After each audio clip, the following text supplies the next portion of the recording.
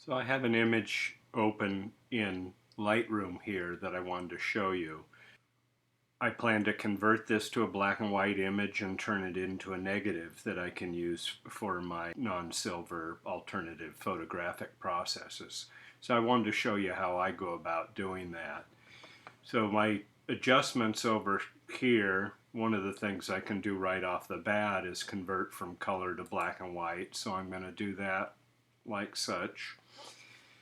And I can adjust the various tonal adjustments here, the exposure if I want to make the whole thing a little bit lighter, and I'm going to go with about 15% there.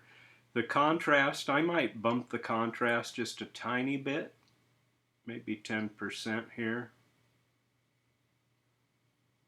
If I can't get it right where I want it, then let's just go and type in the numerical parts of it.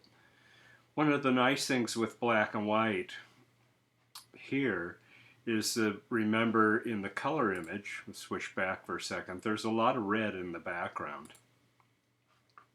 If I want to darken or lighten that background, if I want to lighten it, I can take red separate from the other colors and darken and lighten that. In this case, I'm going to darken it a little bit. Make it kind of dramatic there. I wanted to show you a couple other things. One thing I've actually already set here is the sharpening. That's one of the things you shouldn't neglect. All photographs need some sharpening.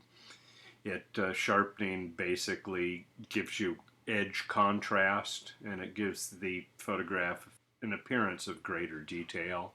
Let me just zero in and just show you zero sharpening, and I had it at about 75. Hopefully you can see that it picks up detail via edge contrast, basically. And one other thing that this image isn't the best illustration of it, but chromatic aberration, the different wavelengths of light slightly focus on different planes.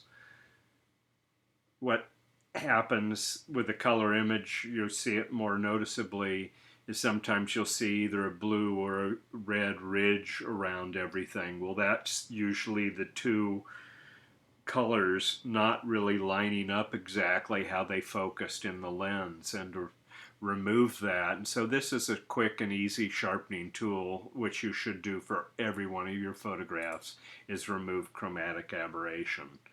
So I wanted to show you those things. And then to convert this to a negative, some of the processes we're going to use in this class, the cyanotype and the gum bichromate process, you need a negative rather than a positive. For the anthotype process, you need a positive. But for this, we're going to click on tone curve here. And then there's this little thing right here. Well, you want to click on that and get RGB. And it's a little hard to grab onto.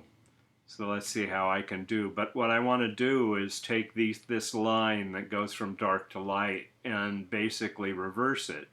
So if I can grab it there, drag it all the way down to the bottom, and take the one over here and drag it all the way up to the top, voila, I have a negative.